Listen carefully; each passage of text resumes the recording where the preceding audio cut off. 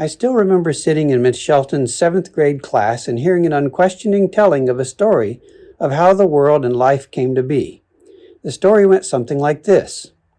The universe came into existence with a grand explosion that sent newly formed matter into every direction. At the beginning, the universe was inconceivably hot and entirely contained in a small space, but was expanding rapidly, cooling as it went. Within a fraction of a second after this Big Bang, the universe had cooled enough for stable particles such as protons and neutrons to form from lower particles. Within 15 to 20 minutes after the Big Bang, the first elements, hydrogen, helium, and traces of other light elements, began to emerge as protons fused in the superhot but still cooling matrix. After about 400,000 years, stable atoms were formed. But it wouldn't be until about 400 million years later that the universe cooled enough so that the first stars could form.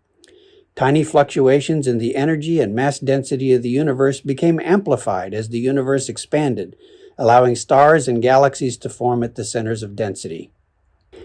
After another 200 million years, our own Milky Way galaxy began to form. The galaxy didn't take its present disc-shaped spiral form until the universe was 5 billion years old. Our sun and solar system did not form until 9.3 billion years after the Big Bang, when a cloud of solar gases and dust collapsed under gravity into solid masses. The first life appeared on Earth at about 10 billion years post-Big Bang. That was about 3.7 billion years ago. For the first 1.5 billion years, life existed only as single cells in an ever-evolving diversity. It was at the end of this period that the first multicellular life appeared through evolution of a single-celled life.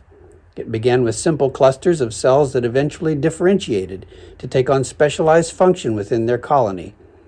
Over time, those organisms became more organized among themselves. Differentiated cells became specialized tissues that were increasingly organized into organs, which in turn developed into systems, which became more partitioned and complex. Life forms experienced an explosion of diversity at around 13.3 billion years post-Big Bang, about 540 million years ago, at which point most of the known phyla of living things burst into existence in the fossil record. In terms of geologic time, the evolution of this vast array of living things was essentially instantaneous. This remarkable event is called the Cambrian Explosion. Among the organisms appearing in the Cambrian Explosion were chordates, which would eventually give rise to vertebrates, such as fish, and eventually amphibians, and then fully terrestrial reptiles, birds, and mammals. The largest life forms were the dinosaurs. Because of predatory pressures, mammals had to be small in order to survive. At 13.7 billion years, 66 million years ago, a giant meteorite impact caused the extinction of the dinosaurs, which would allow mammals to become larger. The Earth was then inhabited by a greater diversity of large mammals such as mammoths, carnivorous mammals, and giant sloths and cavies. Primates appeared about 55 million years ago and evolved larger brains, more upright mobility, and the ability to use tools. By 13.8 billion years, the first modern humans had evolved, a mere 300,000 years ago. That all makes a lovely story, and when it's told so tidily by such masterful storytellers as Stephen Hawking or Carl Sagan, who could doubt it? But let me tell you some things that Miss Shelton either didn't know or failed to pass along. Did you know that for some parts of this story, there is not now and may never be any way to test them to determine whether they're true or even possible? Where did the universe come from at the beginning? What was happening before the Big Bang, if there was a Big Bang? These questions may be out of reach. How can you know what brought about something that has no explanation in science? The fact that it makes a nice story did not used to be enough. When did that come to be called science? Also, did your teacher tell you that there are many, with emphasis on many, other parts of the story, critical parts of it, that have not proven even to be possible? And it's not for lack of trying. These problems have proven resilient after decades of experimentation by multiple laboratories. An ex-evolutionist once put it this way in an interview with Harper's Magazine. One of the reasons I started taking this anti-evolutionary view, or let's call it a non-evolutionary view, was that last year I had a sudden realization. For over 20 years, I had thought I was working on evolution in some way. One morning, I woke up and something had happened in the night, and it struck me that as I had been working on this stuff for more than 20 years, there was not one thing I knew about it. It's quite a shock to learn that one can be so misled for so long. Either there was something wrong with me or there was something wrong with evolutionary theory. Naturally, I know there is nothing wrong with me, so for the last few weeks I've tried putting a simple question to various people and groups.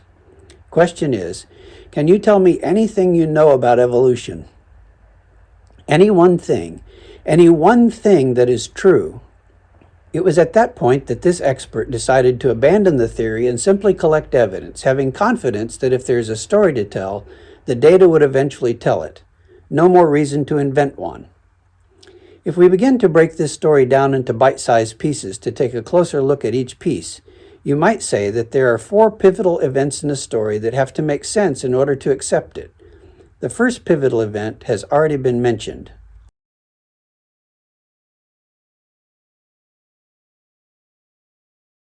If there was ever nothing, and now there's something, then at some point this nothing had to become something.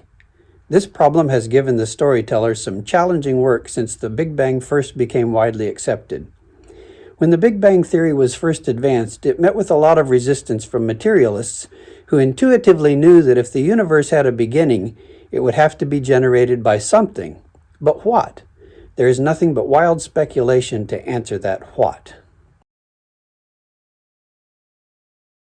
Once the elements of matter are all present, the second pivotal event on the timeline is that large complex biochemicals, such as proteins and RNA, had to form from simpler chemicals. We're talking about molecules that are composed of tens of thousands to hundreds of thousands of atoms that are all necessary in their precise locations in their 3-dimensional structures in order to carry out any function at all. Many experiments have been done that generate basic building blocks of these huge complex molecules. At the most, experimenters have been able to synthesize crude peptides, tiny bits of protein, but this is a long way from proteins that actually do something.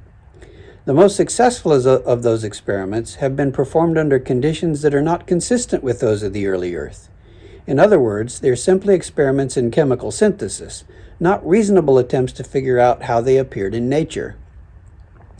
The first of these experimenters did not have as their goal to produce a few biochemical precursor molecules. Their intent was much more ambitious. If provided with the correct conditions, will living cells self-assemble? The answer to that question has been a stark no for the past 70 years of trying. This leads us to the next pivotal event in the process. After the universe has come into existence, and after the necessary chemicals have mysteriously appeared, has to be the formation of the first life. These complex chemicals, once formed, have to be able to do something extraordinary. At a minimum, they have to self-organize into something that meets the minimal definition of life.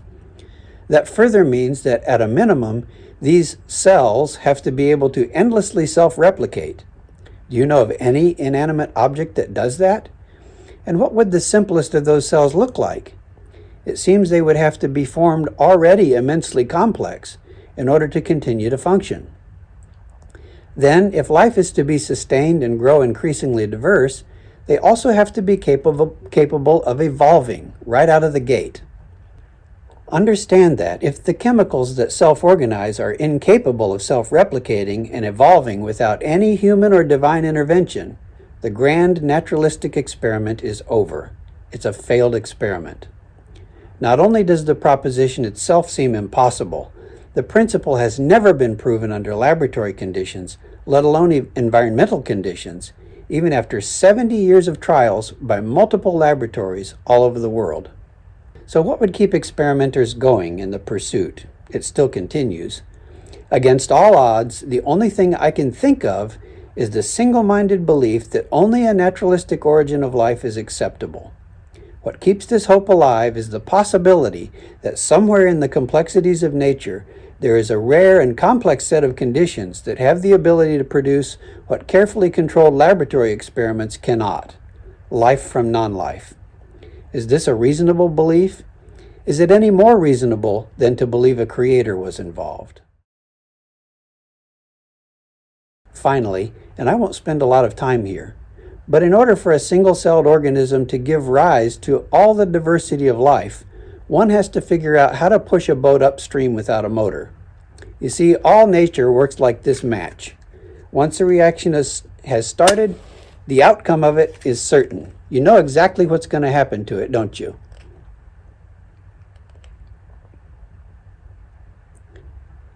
It's going to burn down. But the problem is, evolution works in a direction opposite the match. It takes simple bags of chemicals and organizes them into complex chemical constructs with layers upon layers upon layers of higher and higher organization. That's at least as upside down as saying a match unburned. But we've come to accept it as an intrinsic feature of life, however unlikely. It's not impossible, mind you, but it is unspeakably unlikely. And adding time to the mixture doesn't help. It makes these processes even more unlikely, more chances for the destructive properties of nature to take over. Could it be that we're actually losing species? Could it be that apes are getting less intelligent over time, and so are humans? Could it be that living things are becoming less healthy, and that complex organisms will be the first to be lost, leaving only the less complex organisms to predominate? These seem entirely consistent with our observations, and if true, no human effort will stop it from happening. We can't slow it down. The best we can do is to avoid speeding it up. So here's the list of biggies. 1. How did the universe first come into existence? 2. How could a functional molecule the size of a protein or RNA first self-organize and self-replicate? 3. Even if we had the proper biopolymers to work with, how did the first cells self-organize to have all the needed functionality of continuous life? And 4. How can complex living things derive from simpler ones against the way of all nature? Or is all of biology tending toward disorder as the rest of nature does? So among the hundreds of problems that are embedded deeply in the beautiful story we told at the beginning of this lesson, these are the central problems that one should demand to be resolved in order to make this story plausible in the absence of a creator. But even if we clear those hurdles, there is one more major consideration. As an experimenter myself, I understand that we can never explain away natural processes by playing the God card, or all experimentation would stop and we would never find practical solutions to problems. But think of this another way. Consider this simple coin. How did it come to be in this unlikely position? Your immediate reaction is probably someone put it like that, and you would be correct. Someone did. But what if I were to tell you that no one did?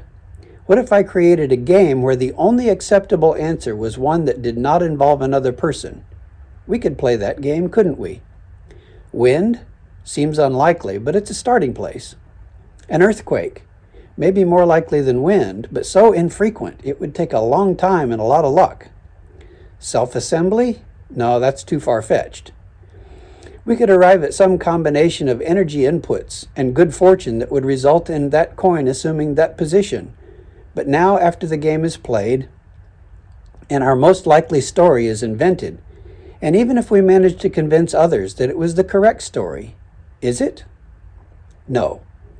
There is another story that's far more likely, and we accepted it out of hand before we started playing our game. The likelihood is, and the fact is, someone put it that way. For all its shortcomings, this grand story, masterfully told by science's greatest storytellers, has been presented as fact on par with gravity to generations of junior high students and upward, as though the need for God had been explained away. We have focused on only a few of the hundreds of challenges that would have to be addressed before the story even becomes possible, let alone believable. Have you bought into the story too quickly? Do you have any questions that demand answers? Science provides a lot of good answers. In time it will provide more, even on these topics we've been talking about. When it does, we will rely less and less on our imaginations to fill the voids in knowledge, and we will be, as other generations before us, astounded and embarrassed by our own false assumptions and missteps. Don't get drawn into accepting the conclusions of others. Smart people have believed a lot of foolishness over the millennia, and we are not immune to doing the same if we believe what is popular without asking the tough questions. Please speak slowly and tell me again where the universe came from. I didn't quite catch it the first time, but it sounded a lot like nobody knows. How much better is that than in the beginning God created the heavens and the earth? When I look at the condition of the heavens and the earth and man and life and the sky and elements, I'm inclined to believe that somebody put it that way.